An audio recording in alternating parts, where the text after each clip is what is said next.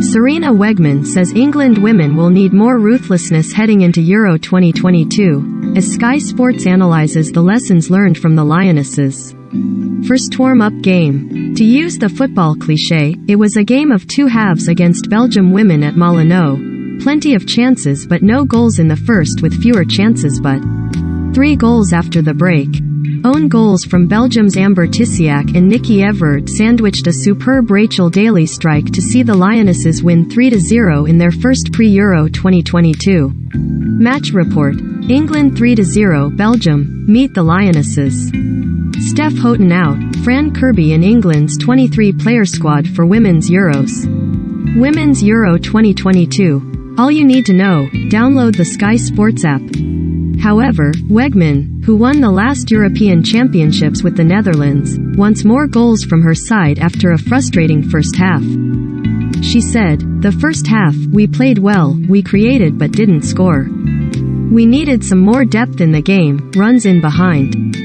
We did that a little better in the second half. When you win 3-0 it's enough, but when we go into the Euros we need a little more ruthlessness." Sarina Wiegman is yet to lose a game as England manager. "We have a plan when we play. Of course we want to score the chances, but as long as you don't concede you have time. We dominate the game and then you have to have patience. There comes a moment when we do score that one. Yes, we want to do it earlier, but in the final third we have to be a little more. The competition in this team is very high. We have opportunities for many players. Now we are also looking for connections. Different qualities in different positions. We're getting a little closer, but we are not all set. 2 matches to go. Things can change really quick too, that's what we know in this sport. We have a squad of 23 and you can play every single player. I hope I don't get a headache, but they are giving me problems in selection." Sarina Wiegman on England players wearing black armbands after the passing of her sister. "The players have supported me so much. The captains came to me and asked me if they could wear black armbands. It just shows that they are such good human beings. The togetherness of this team, we support each other. I thought it was a great gesture. My sister is proud of them, and of us." Wiegman started the game with a midfield trio of Leah Williamson, Kira Walsh and Georgia Stanway, with the head coach saying of the lineup, "We have to get used to each other a little bit. So, we've tried this before but not very much. It's a little different, you could tell sometimes we have to get used to this. Change to the situations and the shape. We need a little more time for." Fran Kirby also made her return to the pitch for the first time since February after struggles with illness and injury, having been selected in the 23-player squad on Wednesday. Fran Kirby returned to action on Thursday. Wiegman added of the forward, "On Kirby, we're really happy she is with us. She's going well. She was training with Chelsea at the end of the season. We take it day by day now. We make a plan and we see how she recovers. So far it has gone well. She's really happy and we're really happy. We don't say you have to be here at this stage. We just have a plan in place and adjust where needed. Plenty of pluses for England, but be wary of the counterattack." Chloe Kelly had her opening strike given as a Belgium own goal. Sky Sports Charlotte Marsh. "These 3 friendlies are a chance to, yes, pick up wins, but also to produce those tournament-winning glimpses we all want to see. At halftime, the play was certainly there, but the final product was lacking. Was the pressure already starting to show? Absolutely not. While the second half may not have been chance after chance as the first period was, the clinical edge finally came to the fore. Belgium are ranked 20th in the FIFA rankings are by no means pushovers. A 3-0 win against them is an impressive feat. Leah Williamson led by example in the middle of the pitch, and at the front and back too for that matter, but it was down the wings where England were the most dangerous. With Demi Stokes and Lucy Bronze driving down the channels, the Lionesses were almost playing with 4 wingers at some points. Twitter. Due to your consent preferences, you're not able to view this. Open privacy options. Bronze linked up brilliantly with Beth Mead and then Chole Kelly down that right. Kelly in particular showing no ill effects from her ACL injury and dazzling in her 45 minutes. Lauren Hemp down the left also put in numerous blink and you'll miss it runs, easily beating those Belgium defenders. You almost have to feel sorry for their full-backs. England's defense, meanwhile, were never really tested.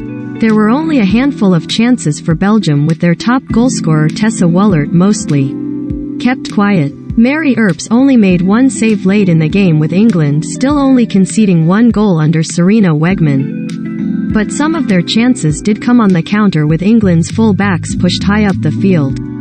The Lionesses were sometimes caught in the transition, and we're lucky that Belgium did not really have the quality on show to make them count. Although Wiegman likes to play with high-flying full-backs, it could come back to bite them come tournament time if they're not careful. Leah Williamson and Millie Bright celebrate England's third goal in their friendly victory against Belgium at Molineux. But one of the improvements in England's goal scoring in the second half did come with the introduction of Alex Greenwood. You would expect her to line up along Mill Bright at centre-back against Austria in the Euros opener, with the long balls played by the pair a big factor in Belgium's defence eventually being breached. They will be crucial for success this summer. England continue to impress from set pieces too. Goals 2 and 3 both came from corners as Belgium struggled to clear their lines, and the Lionesses looked dangerous in other moments too. Set pieces could be key in those tight games this summer. England were frustrated in the first half against Belgium. It's clear too that England have a bench of game changers. Half-time substitutes Kelly and Greenwood changed the second half. The likes of Beth England, Fran Kirby and Nikita Paris are just a few of the players who also came on, and while they may not have had such an impact on Wednesday, can easily change a game themselves. Those teams who are most successful in tournaments need to lean on their talented squads, and Wiegman certainly has that in her locker. Now the players need to make the wins count when it matters. Leah Williamson shines in captain's role.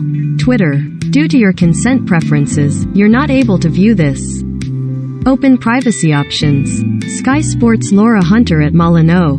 Choosing to appoint 25-year-old Leah Williamson as permanent captain marked a turning point in the evolution of this England team under Wiegman. She wasn't necessarily a standout choice, albeit with all of the leadership qualities a good captain possesses, but she was the progressive choice. There were plenty of candidates with more caps than the Arsenal defender cum midfielder, but none as enterprising. And without the fallback of Steph Houghton in the final 23 squad, Williamson's candidacy will be tested. This is a massive undertaking for a player who is only embarking on her second major tournament, having played 6 minutes of football at the 2019 World Cup in France. Can she rise to the challenge? Based on tonight, absolutely. Mature, commanding and direct. The way she plays embodies some of the personality traits she offers as a leader. Teammates clearly respect her, the opposition do the same. She controlled the middle of the park tonight, ran box to box, and connected defense with attack. The double pivot with Kira Walsh is particularly effective and was the source of England's success, a platform to build from. She has enviable energy levels and an adhesive touch, which is the perfect combination for a midfield number 8. Follow Euro 2022 across Sky Sports. Keep up with all the latest from Euro 2022 across Sky Sports and Sky Sports News this summer.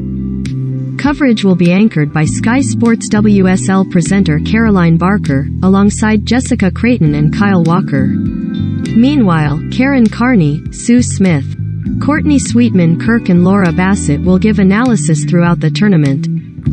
They will also be joined by experienced England goalkeeper Karen Bardsley and Manchester City defender Esme Morgan. The pundits and presenters will work from the Sky Sports Women's Euro 2022 mobile presentation bus, which will follow the Sky Sports news team around the country to the various stadiums where matches are being played. In addition, Sky Sports Essential Football Podcast will be rebranded for the tournament to Sky Sports Women's Euros Podcast from the 21st of June. Hosted by Charlotte Marsh and Anton Tolowy, it will feature exclusive news and player interviews in addition to a strong program lineup around the tournament. Euro 2022, the groups. Group A: England, Austria, Norway, Northern Ireland. Group B: Germany, Denmark, Spain, Finland. Group C, Netherlands, Sweden, Portugal, Switzerland. Group D, France, Italy, Belgium, Iceland. Euro 2022, the schedule. Group stage. Wednesday, July 6th. Group A, England vs Austria, kickoff 8 p.m., Old Trafford. Thursday, July 7th. Group A, Norway vs Northern Ireland, kickoff 8 p.m., St. Mary's. Friday, July 8th. Group B, Spain vs Finland, kickoff 5 p.m., Stadium MK. Group B, Germany vs Denmark, kickoff 8 p.m., London Community Stadium. Saturday, July 9th. Group C, Portugal vs Switzerland, kickoff 5 p.m., Lee Sports Village. Group C, Netherlands vs Sweden, kickoff 8 p.m., Bramall Lane. Sunday, July 10th. Group D, Belgium vs Iceland, kickoff 5 p.m., Manchester City Academy Stadium. Group D, France vs Italy, kickoff 8 p.m., New York Stadium. Monday, July 11th. Group A, Austria vs Northern Ireland, kickoff 5 p.m., St. Mary's. Group A, England v Norway, kickoff 8 p.m., Brighton and Hove Community Stadium. Tuesday, July 12th. Group B, Denmark vs Finland, kickoff 5 p.m., Stadium MK. Group B, Germany vs Spain, kickoff 8 p.m., London Community Stadium. Wednesday, July 13th. Group C, Sweden vs Switzerland, kickoff 5 p.m., Bramall Lane. Group C, Netherlands v Portugal, kickoff 8 p.m., Lee Sports Village. Thursday, July 14th. Group D, Italy vs Iceland, kickoff 5 p.m., Manchester City Academy Stadium. Group D, France vs Belgium, kickoff 8 p.m., New York Stadium. Friday, July 15th. Group A, Northern Ireland v England, kickoff 8 p.m., St. Mary's. Group A, Austria vs Norway, kickoff 8 p.m., Brighton and Hove Community Stadium. Saturday, July 16th. Group B, Finland vs Germany, kickoff 8 p.m., Stadium MK. Group B, Denmark vs Spain, kickoff 8 p.m., London Community Stadium. Sunday, July 17th. Group C, Switzerland vs Netherlands, kickoff 5 p.m., Bramall Lane. Group C, Sweden vs Portugal, kickoff 5 p.m., Lee Sports Village. Monday, July 18th. Group D, Iceland vs France, kickoff 8 p.m., New York Stadium. Group D, Italy vs Belgium, kickoff 8 p.m., Manchester City Academy Stadium. Knockout phase. Quarterfinals, Wednesday, July 20th. Quarterfinal 1. Winners Group A vs runners-up Group B, kickoff 8 p.m., Brighton and Hove Community Stadium. Thursday, July 21st. Quarterfinal 2. Winners Group B v runners-up Group A, kickoff 8 p.m., London Community Stadium. Friday, July 22nd. Quarterfinal 3. Winners Group C vs runners-up Group D, kickoff 8 p.m., Lee Sports Village. Quarterfinal 4. Winners Group D v runners-up Group C, kickoff 8 p.m., New York Stadium. Semifinals, Tuesday, July 26. Semifinal 1. Winners Quarterfinal 1 v Winners Quarterfinal 3, kickoff 8 p.m., Bramall Lane. Wednesday, July 27th. Semifinal 2. Winners Quarterfinal 2 v Winners Quarterfinal 4, kickoff 8 p.m., Stadium MK. Final. Sunday, July 31st. Winners Semifinal 1 v Winners Semifinal 2, kickoff 5 p.m., Wembley.